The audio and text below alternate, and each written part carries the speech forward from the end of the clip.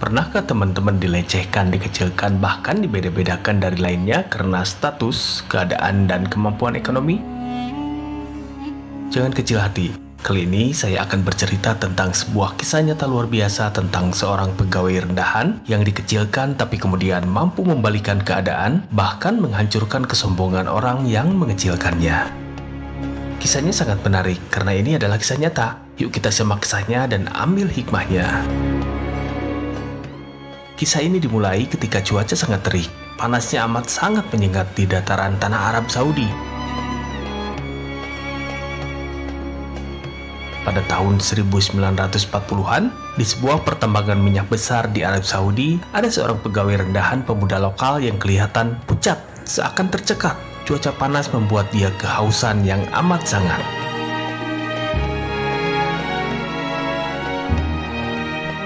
Namun, tiba-tiba matanya melihat ke satu arah. Ya, dia sekejap melihat dari kejauhan ada sumber air dingin yang menggoda. Bergegas pemuda itu menuju sumber air itu dan bersegera mengisi air dingin ke dalam gelas. Belum sempat ia minum, dia terkejut ketika ada orang yang menghardiknya dengan nada sangat keras. "Hei, kamu tidak boleh minum air ini. Kamu cuma pekerja rendahan. Air ini hanya untuk insinyur." Sejenak remaja yang kehausan itu tertegun dan memandangi seorang insinyur Amerika yang menghardiknya. Namun, dia tidak melawan atau menyela. Dia hanya terdiam. Remaja itu lebih memilih untuk menahan rasa hausnya. Remaja itu menyadari bahwa ia hanyalah anak miskin lulusan sekolah dasar. Kalaupun ada pendidikan yang dibanggakan, ia lulusan lembaga tahfidz Quran, tapi keahlian itu tidak ada harganya di perusahaan minyak yang saat itu masih dikendalikan oleh manajemen Amerika. Hardikan itu selalu terngiang di kepalanya. Ia lalu bertanya-tanya, kenapa ini terjadi padaku? Kenapa segelas air saja dilarang untukku? Apakah karena aku pekerja rendahan, sedangkan mereka insinyur? Apakah kalau aku jadi insinyur aku bisa minum? Apakah aku bisa jadi insinyur seperti mereka? Pertanyaan ini selalu terngiang-ngiang dalam dirinya. Kejadian itu sangat membekas di ingatannya hingga menjadi pemicu semangat dan tekad keras nan baja untuk bangkit. Remaja miskin itu lalu bekerja keras siang hari dan melanjutkan sekolah di malam hari. Hampir setiap hari ia kurang tidur untuk mengejar ketertinggalannya. Tidak jarang olok-olok dari teman pun diterima. Buah kerja kerasnya menggapai hasil. Ia akhirnya bisa lulus setingkat SMA. Kerja kerasnya membuat perusahaan memberi kesempatan padanya untuk mendalami ilmu. Ia dikirim ke Amerika mengambil kuliah S1 di bidang teknik dan master bidang geologi. Dan akhirnya pemuda ini lulus dengan hasil yang sangat memuaskan. Selanjutnya ia pulang ke negerinya dan bekerja sebagai insinyur. Dan cita-citanya tercapai. Cita-cita pertamanya. Kini ia sudah menaklukkan dendamnya kembali sebagai insinyur dan bisa minum air yang dulu dilarang baginya. Lalu, apakah sampai di situ saja? Tidak, karirnya melesat terus. Ia sudah terlatih untuk bekerja keras dan mengejar ketinggalan. Dalam pekerjaan pun karirnya menyusul yang lain. Karirnya melonjak dari kepala bagian, kepala cabang, manajer umum, sampai akhirnya ia menjabat sebagai wakil direktur, sebuah jabatan tertinggi yang bisa dicapai oleh orang lokal pada saat itu. Ada kejadian menarik ketika ia menjabat wakil direktur, insinyur Amerika yang dulu pernah mengusirnya, kini justru jadi bawahannya.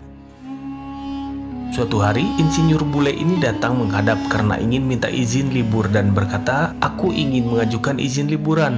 Aku berharap Anda tidak mengaitkan kejadian air di masa lalu dengan pekerjaan resmi ini. Aku berharap Anda tidak membalas dendam atas kekasaran dan keburukan perilakuku di masa lalu." Lalu, apa jawaban sang wakil direktur mantan pekerja rendahan ini? Ia hanya menjawab, "Justru aku ingin berterima kasih padamu dari lubuk hatiku paling dalam karena kau melarang aku minum saat itu. Ya, dulu aku benci padamu, tapi setelah izin Allah, kamulah sebab kesuksesanku hingga aku meraih sukses ini."